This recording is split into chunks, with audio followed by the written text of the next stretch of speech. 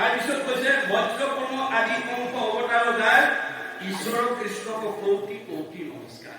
তেওঁ যে যিজন অজ ব্ৰহ্ম হৈও মৎস্যকৰ্ম আদি অৱতাৰ ধাৰণ কৰে। সৃষ্টিৰ আদিতে ব্ৰহ্মা কৈছে মূল জাতি কুল সৈতে আছে সৃষ্টিকৰ মৎস্যকৰ্ম উপলাগি বলে মুখত জাত দেখিছা ব্ৰহ্মা, তথাপিতো মই মাছ কাছ গাহৰি হ'ব লগা হয়। কিয়? স্বভাৱতে অজময়ী জন্ম নাহি যাৰ, ভকতৰ ইচ্ছাই মই ধৰো অৱতাৰ। মই অজ ব্ৰহ্ম, তথাপিতো মই জন্ম ধৰো কাৰ কাৰণে? ভকতৰ ইচ্ছা পূৰণৰ কাৰণে। মনত ৰাখিব দেই, ভগৱন্তৰ আটাইতকৈ প্ৰিয় বস্তুটো হ'ল ভকত। আপুনি সংসাৰত সুখ শান্তি মনৰ কামনা পূৰণ কৰিবলৈ হলে নিজকে ভকত কৰি ল'ব লাগিব। ভকত কৰি ল'ব লাগিব। উদ্ধৱক কৈছে ব্ৰহ্মা হৰ ভলায়ুধ লক্ষ্মী প্ৰিয় গায়া। হেৰা সখা, মই ব্ৰহ্মাকো ভাল পাওঁ, দাদা বলভদ্ৰকো ভাল পাওঁ, শিৱকো ভাল পাওঁ, আৰু এওঁলোক তিনিজনতকৈ মোৰ ভাৰ্যা লক্ষীক মই বেছি ভাল পাওঁ। আৰু লক্ষীতকৈও পৰম সুন্দৰ মূলত দেখা ইটো গায়া। মই নিজৰ ভাৰ্যাগৰাকীকো মোৰ সুন্দৰ দেহাটো মই বেছি ভাল পাওঁ, আৰু মোৰ সুন্দৰ দেহাটোতকৈও অবাটো অধিক তুমি মোৰ প্ৰিয়তম, নাহি আন বান্ধৱ উদ্ধৱ তুমি হম। মোৰ নিজৰ দেহটোতকৈ মই ভকতক ভাল পাওঁ। মনত ৰাখিব কথা। গতিকে আপুনি যদি জীৱন্ত অৱস্থাত ভকত সেৱা কৰে, ভকতৰ আশীৰ্বাদ লয়, ভকতক কৰ্ম কৰে, ভকতে যদি আশীৰ্বাদ দিয়ে, আপোনাৰ উপকাৰ হ'ব নে নহয়? আমাক ভাগৱতে কৈছে দৈৱবশে যদি সাধু কৰিব পায় নিশ্চয় স্বভাৱৰ হয়। সাধনৰ আশীৰ্বাদে মিলে কৃষ্ণৰ প্ৰসাদ। আপুনি মনৰ কামনা কৰিবলৈ ভকতৰ কৃষ্ণক গাইবাৰ মানে ভকতে সেৱন। ভকতৰ প্ৰতি যাৰ শ্ৰদ্ধা থাকিব, ভগৱান সকলোতে আছে, কিন্তু মূৰ্তিমন্ত্ৰ হৈ ক'ত আছে? ভকতত আছে। গতিকে ভকতে আশীৰ্বাদ দিলে ভগৱানে আপোনাক কৃপা কৰিব। সেইকাৰণে ভকতৰ পদধূলি আমাৰ গৃহখনত পাৰিলে সদায় কৰিব লাগে।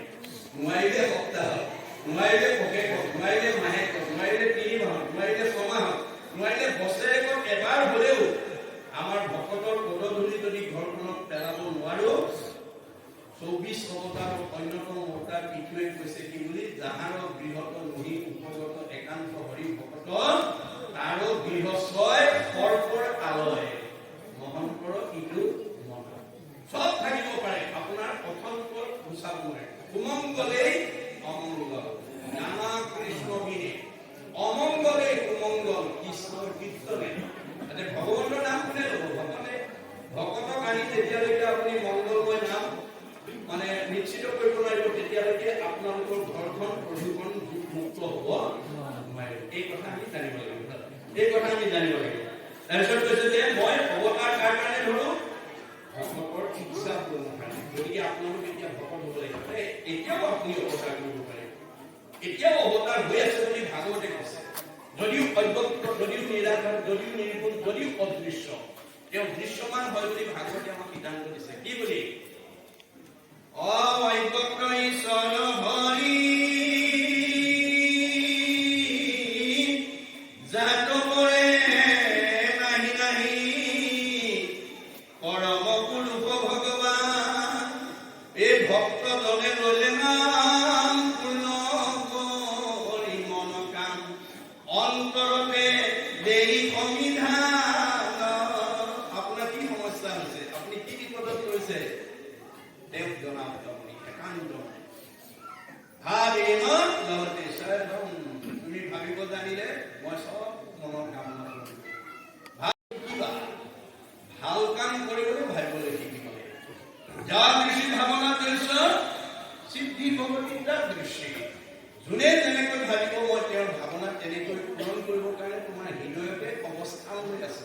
তেনেকৈ আছো ব্ৰহ্ম পৰমাত্মা ভগৱন্ত একে তত্ত্ব, একৰে সেই 3 নাম লক্ষণ ভেদত 3টা গুণনাম লৈ আমাৰ প্ৰত্যেকৰ হৃদয়তে অৱস্থান কৰি আছে। ব্ৰহ্মৰূপে চৈতন্য কৰি ৰাখিছে। আপুনি দুৰ্ঘূৰ টোপনি গলেও আপুনি জীয়াই থাকে। টোপনি গলে আপুনি গম পায় নেকি মই জীয়াই আছো নে মৰিলো?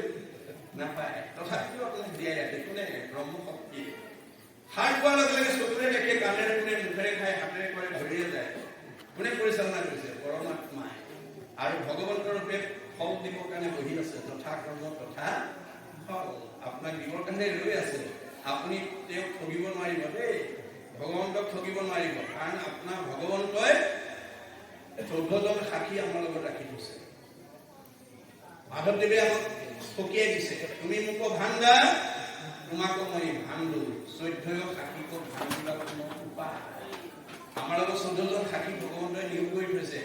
চকুৰ লগত সূৰ্য দেৱতা, কাণৰ লগত দগদীপ পাল, নাকৰ লগত অশ্বিনী কুমাৰ, মুখৰ লগত অগ্নি দেৱতা, জিভাৰ লগত বৰুণ দেৱতা, ছালৰ লগত বায়ু দেৱতা, হাতৰ লগত ইন্দ্ৰ দেৱতা, ভৰিৰ লগত বিষ্ণু দেৱতা, বীৰ্যৰ লগত মিত্ৰ দেৱতা, লিংগৰ লগত প্ৰজাপতি, বুদ্ধিৰ লগত ব্ৰহ্মা, চিত্তৰ লগত বাসুদেৱ, মনৰ লগত চন্দ্ৰ, অহংকাৰৰ লগত ৰুদ্ৰ।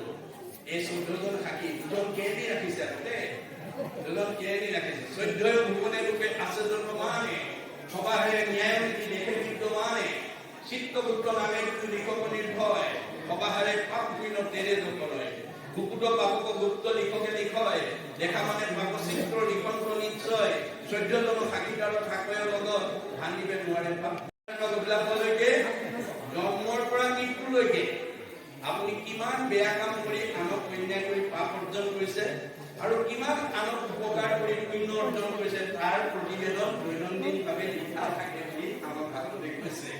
মনত ৰাখিব দেই, শাস্ত্ৰই আমাক কৈছে যে তাৰ প্ৰতিবেদন লিখি থাকে। কোনে চিত্ৰই দেখা পাবটো লিখে। মই ধৰিলো উদাহৰণৰ কাৰণে কৈছো, আপোনালোকে চবেই মোৰ মুখলৈ চাই আছে, মই ভাবি আছো যে সেইটোৱে চাগে ধুনীয়াকে কথাখিনি শুনি আছে, কিন্তু কোনোবাই মোৰ মুখলৈ চাই আছে, মনে মনে ভাবি আছে একেদৰে এনেকে ব্যাখ্যা দিবলৈ ৰাতি মই পাৰি হৈ যাব, ল'ৰা ছোৱালীকেইটাক কোনে চাব দিয়া এতিয়া ইত্যাদি উদাহৰণৰ কাৰণে কৈছো দেই। আপোনাৰ কোনোবাই যদি এনেকুৱা ভাৱ লৈছে, বহুতে ক'ব যে কল্পনা চাই থকাও হয়, মিনতিয়ে চাই থকাও হয়, কিন্তু মনে মনে সেইটো ভাবি আছে। যাদৱে মুখলৈ চাই থকা হয়, মধুৱে চাই থকাও হয়, কিন্তু মনে মনে সেইটো ভাবি আছে। গতিকে আপোনাৰ ভাগৱতৰ পৰা ভাৱটো আঁতৰাই দিলে নম্বৰটো কাটি দিব, আৰু সেইটো নম্বৰ কথা বুলি পেলাই আপুনি ক'ত আপত্তি কৰিবগৈ লাগিব? আজিতো চব আপুনি এটা উদ্দেশ্যতে আহি আছে, কাৰোবাক যদি নম্বৰ বেছি দি কাৰোবাক কমাই দিয়ে আপুনি বুজাই আহিব নেকি? আমিতো চবেই আছো আজি। গতিকে সেইখন প্ৰতিবেদন লৈ যাব কোনদিনা? কাল সৰ্পে চুমকীয়া আশয় কৃষ্ণ ভাগে চেগচাই কোনদিনা ধৰিবে কৰা। কোনোমতে নৰৱে নেৰাৱে কানো হাত কৃষ্ণ ভগৱানে নকৰে থাকিবা। আজিৰ দৰে কৃষ্ণৰ ভক্তি নকৰিলে কোনো জীৱই কালৰ হাতৰ পৰা হাত খাইব নোৱাৰিব। সেইদিনাখন আপোনাৰ 24 তত্ত্বৰ দেহটো কাঠ পৰা দি হৈ থাকিব, কাষ্ঠ যেন থাকিব মাটি নকৰিয়া, হেন দেহ আপোনাৰো ওলাই থাকিব। এইটোৱে মোৰ দেহ বুলি অহংকাৰ কিয় কৰি আছা? গতিকে সেইদিনাখন 24 তত্ত্বৰ দেহ কৰি থাকিব, 16 তত্ত্বৰ দেহ ইয়াৰ পৰা ওলাই যাব। 16 তত্ত্বৰ দেহ ওলাই যাব, কি ওলাই যাব? একাদশ ইন্দ্ৰিয় আৰু 5টা বিষয় লিংগ দেহ বুলি তাকো জানিবা নিশ্চয়। পঞ্চম স্কন্ধ ভাগৱতে কৈছে যে আমাৰ একাদশ ইন্দ্ৰিয়ৰ 5টা বিষয় ৰূপ গন্ধ কৰ্ম শব্দ, এই এটা 11 পাছে 16টা তত্ত্ব এইটো ওলাই যাব। ইয়াত বা লিংগ দেহ বুলি ইংৰাজীত কয় ডিজায়াৰ বডি, বাসনা কঢ়িয়াই দেহ, এইটো আনচিন, ইয়াক চকুৰে নেদেখে। গতিকে চকুৰে নেদেখা 16 তত্ত্বৰ দেহৰ লগত 14জন সাক্ষী আৰু 2জন কেৰেণীয়ে দি জীৱন্ত অৱস্থাত কৰা কৰ্মৰ খতিয়ানৰ প্ৰতিবেদনৰ ফাইলটো জমা দি দিব। কোনদিনা? শেষৰ দিনা। ক'ত? বিচাৰপতি যমৰজাৰ টেবুলত দি দিব। আপুনি দুটা বস্তুৱে দিব লাগিব দেই, বাকী ঘটাবোৰ চব ইয়াত থাকিব লাগিব। পুত্ৰ ভাৰ্যা ঐশ্বৰ্য থাকিব সৈতে পৰি, পাপ পুণ্য ধুই যাব লগত সত্তৰি। পাপ আৰু পুণ্যৰ দুটা যাব কিন্তু লগত, নাই? গতিকে লগে লগে যমৰজাই ফাইল খুলি জমা খৰচ উলিয়াই দিব। জমা মানে পুণ্য, খৰচ মানে পাপ। জমা যদি বেছি হয় আপুনি আপগ্ৰেড ওপৰলৈ যাব দেই, যদি খৰচ বেছি বা পাপ বেছি হৈ যায় ডিগ্ৰেড। জীৱন মৃত্যু নাই, হয় ওপৰলৈ যাব নহয় তললৈ যাব। পাপ বেছি হলে আত্মঘাতী আৰু পুণ্য বেছি হলে উদ্ভৱনী। এইটোৱে হৈছে জীৱন চক্ৰ পৰিৱৰ্তনকে আনিছ সুখানিছ। সেইকাৰণে ভাগৱত শুনি যাতে পাপ লৈ যাব লগা নহয়, তাৰ প্ৰতি সতৰ্ক হ'ব লাগিব। আৰু আপুনি ভবামতে ভগৱন্তৰ মনৰ ভাৱনা পূৰণ কৰি দিব। সেয়ে হৈছে ভকতৰ কাম। ভকতৰ বাদে ভগৱন্তক চিন্তা আনে কৰিব নোৱাৰে। আৰু ভকতৰ মনৰ বাঞ্ছা পূৰণ কৰিবৰ কাৰণে মৎস্য কুৰ্ম আনি অৱতাৰ ধাৰণ বুলি কৈছে। যে আপুনি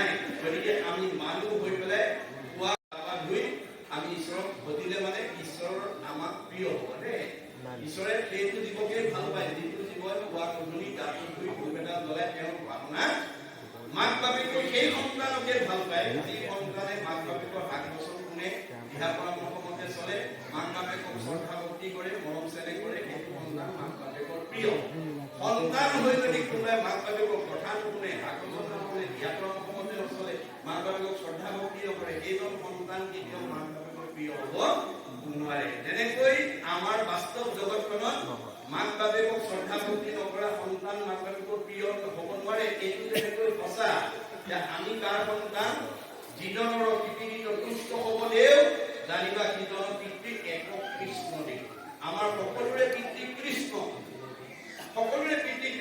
এই কৃষ্ণ পুজিবে দ্ৰব্য লাগে মাত্ৰ নাম তেনে নৰে লভে ধৰ্ম মুখৰ নাম আমি সেইজন কৃষ্ণক বুজিবলৈ নাম বস্তুৰেহে আমি বুজিব পাৰিম আৰু সেই নাম কৰবাত ধাৰ কৰিব নালাগে ইয়াৰ মাজে নামৰ ভাণ্ডাৰ মুখে বাজ হয় হাজাৰটা নামৰ পৰা এটা নাম লওক এহেজাৰ এফাকি মুখাৰ পৰা এফাকি মুখা গাওঁ ভগৱন্ত তাকে গতিকে এই প্ৰথম আখৰে আমাক এই শিকাই কহতে কৃষ্ণ ভজি পবিত্ৰ পৰম আত্মাক দেখোন কৃষ্ণ সমস্ত দেৱ কোৱাখৰে কৈছে আমাৰ আত্মা দৃষ্টিত আমি সব ভগৱানৰ অংশ জীৱ আমি সব সমান একেই আমাৰ ইয়াত কোনো পাৰ্থক্য নাই কিন্তু দেহৰ পাৰ্থক্য আছে দেহৰ কি আছে বগা আছে ক'লা আছে ওখ আছে চাপৰ আছে শকত আছে ক্ষীণ আছে চুপ আছে বড় আছে আপোন আছে পৰ আছে মতা আছে মাইকী আছে এইবোৰ দেহৰ বৈষম্যতা আছে আত্মাৰ বৈষম্যতা নাই আত্মা সৰ্বত্ৰতে সম কেনেকৈ আছে এই ভাদ্ৰ চন্দ্ৰভাগৃশ্য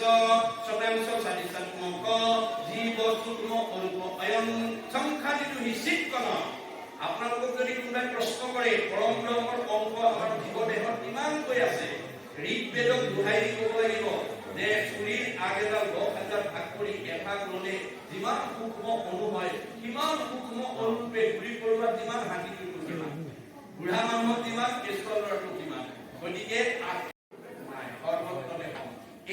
এই ভাৱটো যিদিনা আপোনাৰ হৃদিস্থিত হ'ব সেইদিনা আপুনি জীৱন্ত মুক্ত হৈ যাব মনত ৰাখিব দেই সেইদিনা আপুনি জীৱন্ত মুক্ত হ'ব আৰু আপুনি যিদিনালৈকে দেহ ধৰ্ম লৈ থাকিব সেইদিনালৈকে অহা ঘৰলৈ যাব নোৱাৰিব বাট দূৰ হ'ব দেই গতিকে দেহটো মায়া দেহটো আজি আছে কালিলৈ নাই মায়া ধৰ্ম নল'ব আমাৰ এতিয়া নজনাৰ কাৰণে মায়া ধৰ্ম লোৱা মানুহৰ সংখ্যা বেছি শতকৰা 90 জনে এতিয়া দেহৰ ধৰ্ম লৈ আছে দেই দেহৰ ধৰ্ম লোৱা মানুহৰ স্বভাৱ কি আমাৰ বুঢ়াসকলে কয় খেলুক দেখি ৰান্ধে বাঢ়ে খেলুক দেখি দুৱাৰ ৰান্ধে আমাৰ কিছুমান মানুহ আছে ধনী শিক্ষা বিদ্যা হ'লে ধুনীয়াকৈ আগৰ কাম কৰি নিৰ্বাচন কৰিবলৈ অলপ দুখীয়া যদি নিচলা অলপ হেৰি ধৰণৰ হয় চোতালতে দিব তাৰপৰাই বুজিছানে গতিকে এইটো হ'ল দেহৰ ধৰ্ম লোৱা মানুহৰ স্বভাৱ আৰু দেহৰ ধৰ্ম লোৱা মানুহৰ স্বভাৱ কি আছে ধনী মানুহৰ বিয়া খাবলৈ গ'লে দামী পোচাক কিনি দিয়ে দামী প্ৰেজেণ্ট দিয়ে দুখীয়া মানুহৰ বিয়া খাবলৈ গ'লে কম দামী প্ৰেজেণ্ট দিয়ে ধনী মানুহক বৰতীয়া দিবলৈ আপেল আঙুৰ মানে কাজু বাদাম খিচমিচ আপোনাৰ মাখন ঘি দিব আৰু দুখীয়া মানুহৰ বৰতীয়া দিবলৈ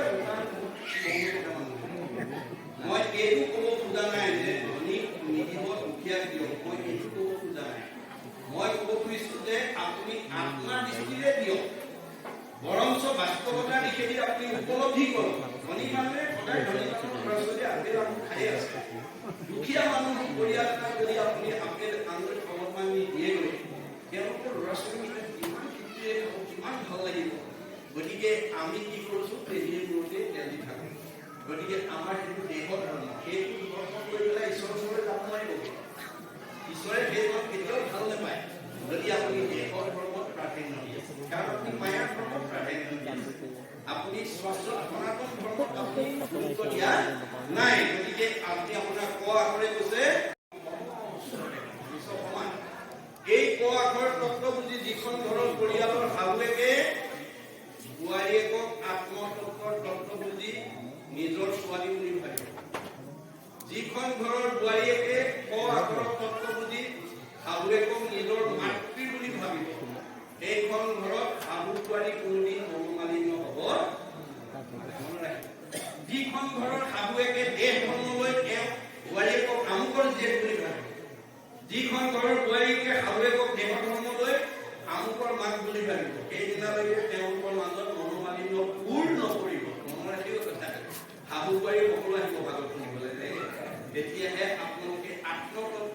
মৰিলা পৰ্যন্ত আপোনালোকৰ জীৱনৰ বিচৰা শান্তি আৰু সুখৰ অধিকাৰী হ'ব। শব্দে কৰণৰ পাই কৰণ হৃদয় মাধ্যম দেখে কৃষ্ণৰ চৰণ তাকে প্ৰিয় ভকত জানিবা নিশ্চয় নিজে কৰি তোলক উদ্ধাৰ। এই তিনিটা আপোনাৰ গুণ যাৰ থাকিব নিজে উদ্ধাৰ হ'ব, কোনটোকো উদ্ধাৰ হ'ব। আপোনালোকৰ ঘৰত যদি এজন ভকত থাকে তেওঁ নিজেও উদ্ধাৰ হ'ব, গোটেই পৰিয়ালটো উদ্ধাৰ হ'ব। আৰু এজন যদি দুষ্ট বেয়া স্বভাৱৰ মানুহ থাকে তেওঁ নিজেও অনিষ্ট হ'ব, পৰিয়ালটো নষ্ট হ'ব। আপোনালোকৰ সমাজত যদি এজন বেয়া মানুহ থাকে তেওঁ নিজেও নষ্ট হ'ব, সমাজখনকো নষ্ট কৰিব। গতিকে সেই বেয়া মানুহজন বেয়া পৰিয়ালৰ লোকজনক আপোনালোকে সচেতনসকলে বাছি উলিয়াই পেলাই কাৰ পৰা আমাৰ ঘৰখনত অশান্তি হৈছে, কাৰ পৰা আমাৰ সমাজখনত অশান্তি হৈছে সেইটো নিৰ্বাচন কৰি যেতিয়ালৈকে তাৰ স্বভাৱ সলনি কৰিব নোৱাৰিব তেতিয়ালৈকে আপোনালোকে বিচৰা শান্তি লাভ কৰিব নোৱাৰিব। গতিকে আমাৰ ভাগৱতে তাৰ উপায় দিছে, দৈৱমুখে যদি সাধুৰ সংগ পায় নিশ্চয় জানা তাহাঁতৰ স্বভাৱ আদিৰ দৰে সাধুৰ সংগত আমি শাস্ত্ৰ উপদেশ যদি সেই সকলক শুনাব পাৰে তেওঁ ইয়াতে অৰ্জুন সন্তুষ্ট হোৱা নাই। অৰ্জুনে তাৰ ওপৰত প্ৰশ্ন উত্থাপন কৰিছে, কি বুলি? অৰ্জুনে বলন্ত প্ৰভু অভকতৰ কি কি গুণ অতি প্ৰয়োজন। তিনিটা আখৰৰ ওপৰত আৰু কি গুণ আছে, কি প্ৰয়োজনীয় গুণ ভকতৰ থাকিব লাগে সেই সম্পৰ্কীয় মোক অৱগত কৰা। ঈশ্বৰে কহন্ত সখী গুণাধনঞ্জয় অভকতৰ যি গুণ থাকিবে লাগয়। তুমি শুনা ভকতৰ আৰু প্ৰয়োজনীয় কি কি গুণ থাকিব লাগিব? ক্ষমাশীল সমদম ইন্দ্ৰিয় সংযম এই পঞ্চতত্ত্ব ভকতৰ আচয়নীয়। এইকেইটা ক্ষমাশীল সম দম ইন্দ্ৰিয় সংযম এই পাঁচটা গুণ আমাৰ ভকতৰ গাত থাকিব লাগে। এই পঞ্চতত্ত্ব যিজনে কৰিব প্ৰকাশ সেহিহে জানিব ধৰ্ম নামক বিশ্বাস। সেইজনে ধৰ্ম কি বস্তু নামৰ মহিমা কি তেওঁহে বুজি পাব। নেৰিবেক ধনে ধানে মানে আশগতিত নাপাইবে উদ্ধাৰ সুখীত যাইবে। যদি আমি সংসাৰত আহি কেৱল মান সন্মান সুখ ভোগে বিচাৰি ফুৰো সেইটো জীৱ কেতিয়াও উদ্ধাৰ হ'ব নোৱাৰে। গতিকে সেই গুণক আমি কি কৰিব লাগিব? সংস্কাৰ কৰিব লাগিব, আমি মাৰিব লাগিব। সেইকাৰণে কৃষ্ণই বাল্যকালতে কেইবাটাও অসুৰ মাৰিছে। তাৰ ভিতৰত প্ৰথম অসুৰটোৰ নাম পুতনা নামৰ অসুৰটো প্ৰথম মাৰিছে। পুতনাৰ আভিধানিক অৰ্থ হৈছে দুৰ্গন্ধ, আশা আকাংক্ষা কামনা বাসনা। অৰ্থাৎ আমি যেতিয়ালৈকে কামনা কৰিব নোৱাৰিম তেতিয়ালৈকে আজিৰ দৰে সমাজত আহি আমি ভক্তি কৰিব নোৱাৰিম। আমাৰ কামনা ৰূপী বাসনা ৰূপী অসুৰে আমাক কলৈ লৈ যাব? বেদে কৈছে ভাই বিষয়ান পুঞ্চ সংগস্তে সুপ্ৰজায়তে সংগাত সংগায়তে কাম কামাত কুণ্ঠ বিজয়তে কুণ্ঠাত ভবতি সন্মোহ সন্মোহাত স্মৃতি বিভ্রম স্মৃতি ভঞ্চা বুদ্ধিনাশং বুদ্ধিনাশা প্ৰণেশ্বতি। আপুনি কিবা এটা কামনা লৈ পেলাই পাবৰ আশাৰে গ'লে যদি বাধা আহে কুণ্ঠ আহি যাব। কুণ্ঠ অহাৰ লগে লগে মোহগ্ৰস্ত হ'ব, মোহগ্ৰস্ত হোৱাৰ লগে লগে স্মৃতি নষ্ট হ'ব, স্মৃতি নষ্ট হোৱাৰ লগে লগে বুদ্ধি নষ্ট হ'ব, আৰু বুদ্ধি নষ্ট হোৱাৰ লগে লগে পথ বাচিব নোৱাৰি আকৌ 84 নৰকত আমাৰ জীৱই জাহ যাব লাগে। সেইকাৰণে এই বাসনা ৰূপী অসুৰটো প্ৰথমে মাৰি লৈছে। আমি বাসনা কিহক লৈ কৰোঁ? মাধৱদেৱে কৈছে হৰি কেৱলে সঁচা মাত্ৰ ৰাম ৰাম ৰাম ৰাম ৰাম অকান্ত বিনে মিছা যত দেখি শুনি মানে। আমি চকুৰে যিমান দেখিছো যিমান শুনিছো চব মিছা, সঁচা কি? হৰি। আমি কলৈ গৈ আছো? যিটো মিছা তাক আশা কৰি ৰাম ৰাম ৰাম ৰাম ৰাম দুৰাচাৰ মন মৰ কেন অজ্ঞাতে। আমি মনটো সদাচাৰ কৰিব নোৱাৰাৰ কাৰণে দুৰাচাৰ মনৰ কবলত কৰি মিছাৰ সঁচা বুলি ভাবি তাৰ পিছতে দৌৰি আছে।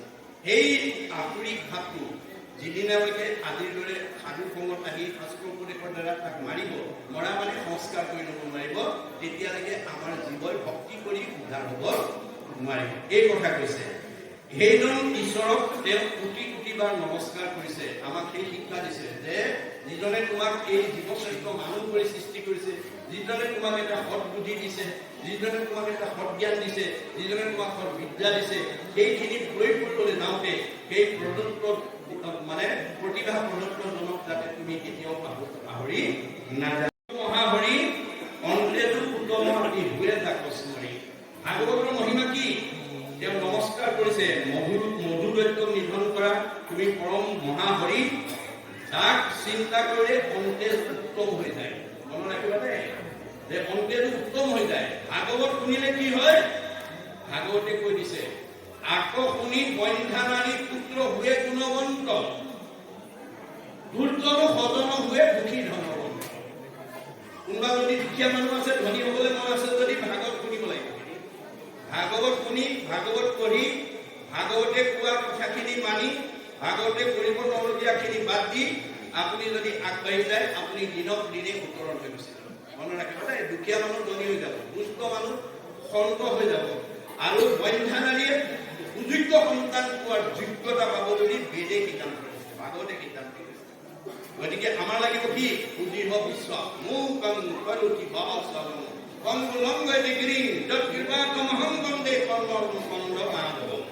ভগৱানে কৈছে মোৰ কৃপা হলে বুবাই কথা কব পাৰিম, মোৰ কৃপা হলে পুৰাই কবত বগাব পাৰিম, মোৰ কৃপা হলে অন্ধই চকুৰে দেখিব, মোৰ কৃপা হলে বন্ধ্যানাৰীয়ে পুত্ৰ নাপাব কিয়? মাত্ৰ মোৰ ওপৰত বিশ্বাস নাই। মহাত্মা গান্ধী কৈছে religious beliefs are based on faith. ধৰ্মীয় দৰ্শন বিশ্বাসৰ ওপৰত নিৰ্ভৰ কৰে। Religion is not really what is jested by brain but by heart. ধৰ্ম দৰ্শন মগজে ভুকি পোৱা বস্তু নহয়, কাৰোবাক দেখুৱাই দিব পৰা বস্তু নহয়, ই অন্তৰৰ উপলব্ধিৰ বস্তু। উপলব্ধিয়ে আমাৰ জীৱন সংস্কাৰমুখী কৰি তুলিব। সেই কথা কৈছে সমস্ত জগতে উদ্ধাৰক যাৰ নাম, যাৰ নাম ললে জগত উদ্ধাৰ হৈ যায়। হেনয় কৃষ্ণক কৰো সহস্ৰ প্ৰমাণ। সেইজন ভগৱন্তক তেওঁ সহস্ৰবাৰ প্ৰণাম জনাইছে। প্ৰভু ভগৱন্ত ভকতৰ নৱনীতি। তেওঁ জীৱন্ত অৱস্থাত কৰা কৰ্মৰ খতিয়ানৰ প্ৰতিবেদনৰ ফাইলটো জমা দি দিবগৈ কোনদিনা? শেষৰ দিনা। ক'ত? বিচাৰপতি যমৰজাৰ টেবুলত দি দিব। আপুনি দুটা বস্তুৱে দিব লাগিব দেই, বাকী ঘটাবোৰ চব ইয়াত থাকিলে পুত্ৰ ভাৰ্যা ঐশ্বৰ্য থাকিব সৈতে পৰি, পাপ পুণ্য ধুই যাব মগত কৰি, পাপ আৰু পুণ্যৰ টুকুৰা দুটা যাব কিন্তু লগত। গতিকে লগে লগে যমৰজাই ফাইল খুলি জমা খৰচ উলিয়াই দিব। জমা মানে পুণ্য, খৰচ মানে পাপ। জমা যদি বেছি হয় আপুনি আপগ্ৰেড ওপৰলৈ যাব দেই, যদি খৰচ বেছি বা পাপ বেছি হৈ যায় ডিগ্ৰেড। জীৱন মৃত্যু নাই, হয় ওপৰলৈ যাব নহয় তললৈ যাব। পাপ বেছি হলে আত্মঘাতী আৰু পুণ্য বেছি হলে উদ্ভৱনী। এইটোৱে হৈছে জীৱন চক্ৰ পৰিৱৰ্তনকে আনিছ। সেইকাৰণে ভাগৱত শুনি যাতে পাপ লৈ যাব লগা নহয়, তাৰ প্ৰতি সতৰ্ক হব লাগিব। আৰু আপুনি ভবা মতে ভগৱন্তৰ মনৰ ভাৱনা পূৰণ কৰি দিব। সেয়ে হৈছে ভকতৰ কাম। ভকতৰ বাদে ভগৱন্তক চিন্তা আনে কৰিব নোৱাৰে। আৰু ভকতৰ মনৰ বাঞ্ছা পূৰণ কৰিবৰ কাৰণে মৎস্য পূৰ্ণ আমি অৱতাৰ বুলি কৈছে যে আপুনি প্ৰথমতে ভগৱন্তক ভকত কৰিব হলে ভকত হবলৈ হলে কাণত গামোচা চেলেং ললে ভকত নহবও পাৰে। চেলেং গামোচাটো আমাৰ এটা সংস্কৃতি জাতীয় পোচাক, ই ভকত নহয়। ভকত হবলৈ হলে তিনিটা আখৰৰ গুণ আমাক লাগিব। ভবা কৰি কি কৈছে? ভ শব্দে ভগৱন্ত ভৱ বিভূষণ, ভজন ভক্তি তুষ্ট ভৱন্ত ভজন। ভবা কৰি কৈছে তুমি ভগৱন্তৰ অংশ জীৱ হিচাপে ভগৱন্তক ভজিব পৰা পাত্ৰ পাইছা। অসংখ্য জীৱ আছে সংসাৰৰ ভিতৰে, মনুষ্যকে ভজে আনে ভজিতে নহয়। মানুহৰ বাবে ঈশ্বৰক ভজিব পৰা শক্তি আমাৰ হাতত নাই। গতিকে আমি মানুহ হৈ পেলাই কৈছে যে মোৰ ভক্তি পন্থ তুমি লোকত বিদিত কৰা। ব্ৰহ্মাকো কৈছে লোকত বিদিত লোক মোৰ ভক্তি পন্থ। এইটো প্ৰায়ে কোৱা হয় যে ভকতেহে পন্থ নে ভকতি পন্থ। এক নম্বৰ। দুই নম্বৰ কথা হ'ল ঈশ্বৰত অৰ্পিত কৰা কৰ্ম যদি তাকেই কৰ্ম বুলি কয়, তেতিয়া সৌনক মুনিয়ে কিয় কৈছে যে ঈশ্বৰত অৰ্পিত আমি কৰো কৰ্ম যত তাতো নানা বিধি আছে জানিলো মনত। দ্বিতীয় প্ৰশ্ন। আৰু তৃতীয় প্ৰশ্ন হ'ল অলপ দেহাগতে অতি সুন্দৰকে আপুনি ক'লে যে ধ্যায়াতো বিষয়ান পুংসঃ সংগস্তেষু প্ৰজায়তে সংঘাত সঞ্জায়তে কামঃ কামঃ ক্ৰোধঃ বিজায়তে बुद्धात् भवति सन्मुहाः सन्मुहात् स्मृति विभ्रम स्मृति भंसाद बुद्धिनाशाः बुद्धिनाशात् प्रणश्यति এই ভাগ বেদৰ নে গীতাৰ এই ভাগ বেদৰ নে গীতাৰ আৰু এটা প্ৰশ্ন হ'ল এই ব্ৰহ্মা হৰি হৰ শব্দটোত আমাৰ এটা মানে সম্প্ৰদায় আছে প্ৰায় আমাৰ মাজত লাভ হয় যে হৰি যদি কৃষ্ণৰে স্বৰূপ হয় কৃষ্ণৰে নাম হয় আকৌ হৰি তেওঁৰ আজ্ঞা লৈ বহে এইটো প্ৰায় সোধে সকলোৱে কল্যাণ চিন্তা কৰি যদিহে আমাৰ এই কংগ্ৰেছৰ এই বক্তব্য উত্তৰ দিয়াটো আপুনি সমুচিত বুলি ভাবে সেৱা প্ৰভু কৃষ্ণ জয় কৃষ্ণ বৰ সুন্দৰ প্ৰশ্ন এতিয়া প্ৰথম কথা হ'ল যে কৰ্ম কি এইটো আমি ভাগৱত বা মানে কি আপোনাৰ গীতাৰ কথা আমি কোৱা হৈছে আমাৰ নিজৰ কথা কোৱা হোৱা নাই কৰ্ম কাক বুলি কৈছে বেদে যাক বিধি আছে তাকে বুলি কয় বেদে কৰিবলৈ কোৱা কামটোৱে কৰ্ম বুলি কৈছে আৰু বেদে কি বিধিছে ঈশ্বৰৰ অৰ্থে যিটো কৰে তাকে বুলি কয় ঈশ্বৰৰ অৰ্থে কৰাখিনিকহে কৰ্ম বুলি কৈছে ঈশ্বৰৰ অৰ্থত নকৰাখিনি কৰ্ম বুলি স্বীকৃতি দিয়া নাই গতিকে সেইটো সেই ধৰণে আমি ল'ব লাগিব দ্বিতীয় কথাটো হৈছে কি যে আমাৰ আশাবিলাক যেতিয়া আমি বাসনা পূৰণাৰ্থে যাওঁ তেতিয়া বাধা আহিলে ক্ৰোধ আহে বুলি কৈছে ক্ৰোধ আহিলে মানে আমাৰ মোহগ্ৰস্ত হয় আৰু স্মৃতি নষ্ট হ'লে বুদ্ধি নষ্ট হয় আৰু বুদ্ধি নষ্ট হ'লে জীৱই পথ বাচিব নোৱাৰি চুৰাকি নৰকত লগা হয় আৰু দ্বিতীয় নম্বৰ প্ৰশ্নটো কি আছিলে হৰি হৰ যে এতিয়া ব্ৰহ্মা হৰি হৰ এতিয়া ব্ৰহ্মা হ'ল সৃষ্টিকৰ্তা ভগৱান একেজনেই কিন্তু গুণনামবিলাক বেলেগ বেলেগ যিটো কথা মাধৱদেৱে আমাৰ ভক্তি ৰত্নাৱলীত কৈছে একে বাসুদেৱকে কৰিব ভকতি নকৰিব আনক একো দেৱতা প্ৰণতি ভকতি পন্থত এক দেৱনাৰায়ণ গুণাৰ হেতু সাৱধান কৰি মন সতৰজ তম প্ৰকৃতিৰ তিনি গুণে ধৰা তিনি মূৰ্তি এক পুৰুষ আপোনে ৰজুগুণে ব্ৰহ্মাৰূপে সৃষ্টি সৃজিলন্ত তমগুণে ৰুদ্ৰৰূপে সৃষ্টি সংহাৰন্ত সপ্তগুণে বিষ্ণুৰূপে সৃষ্টি পালিৰ অন্ত তিনি গুণে তিনি মূৰ্তি একে ভগৱান একেজন ভগৱন্তৰে তিনিটা মূৰ্তি যেতিয়া তেওঁ সৃষ্টি কাৰ্যত অগ্ৰসৰ হয় তেওঁৰ নাম হয় ব্ৰহ্মা আৰু যেতিয়া সংহাৰ কৰে তেওঁক কয় হৰ আৰু যেতিয়া পালন কৰে তেওঁক কয় বিষ্ণু যেনে মই সহজে বুজিবৰ কাৰণে কৈছোঁ আপোনালোকৰ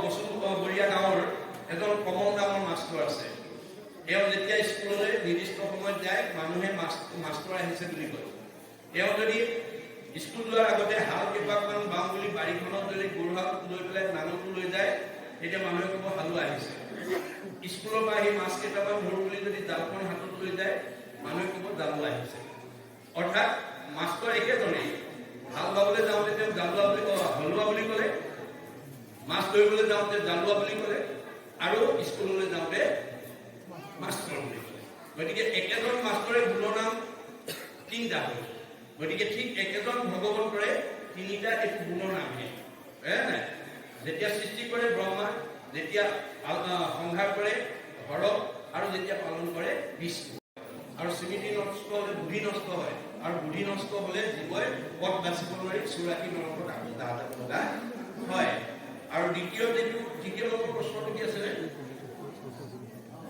হৰি হৰ যে এতিয়া ব্ৰহ্মা হৰি হৰ এতিয়া ব্ৰহ্মা হ'ল সৃষ্টিকৰ্তা ভগৱান একেজনেই কিন্তু গুণনামবিলাক বেলেগ বেলেগ যিটো কথা মাধৱদেৱে আমাৰ ভক্তি ৰত্নাৱলীত কৈছে একে বাসুদেৱকে কৰিব ভকতি নকৰিব আনক একো দেৱতা প্ৰণতি ভকতি পন্থত এক দেৱনাৰায়ণ গুণাৰ হেতু সাৱধান কৰি মন সতৰজ তম প্ৰকৃতিৰ তিনি গুণে ধৰা তিনি মূৰ্তি এক পুৰুষ আপোনে ৰজুগুণে ব্ৰহ্মাৰূপে সৃষ্টি সৃজিলন্ত তমগুণে ৰুদ্ৰৰূপে সৃষ্টি সংহাৰন্ত সপ্তগুণে বিষ্ণুৰূপে সৃষ্টি পালিৰ অন্ত তিনি গুণে তিনি মূৰ্তি একে ভগৱান একেজন ভগৱন্তৰে তিনিটা মূৰ্তি যেতিয়া তেওঁ সৃষ্টি কাৰ্যত অগ্ৰসৰ হয় তেওঁৰ নাম হয় ব্ৰহ্মা আৰু যেতিয়া সংহাৰ কৰে তেওঁক কয় হৰ আৰু যেতিয়া পালন কৰে তেওঁক কয় বিষ্ণু যেনে মই সহজে বুজিবৰ কাৰণে কৈছোঁ আপোনালোকৰ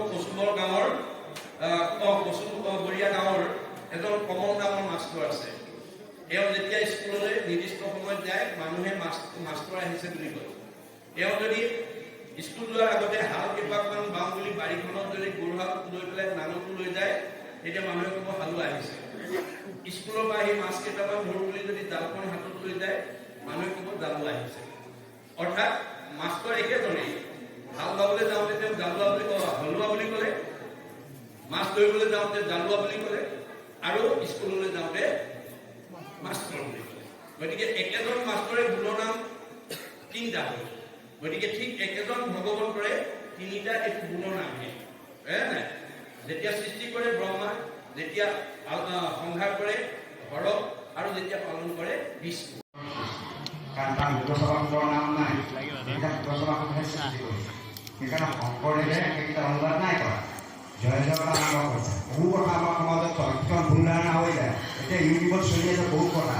কি কৈছে যে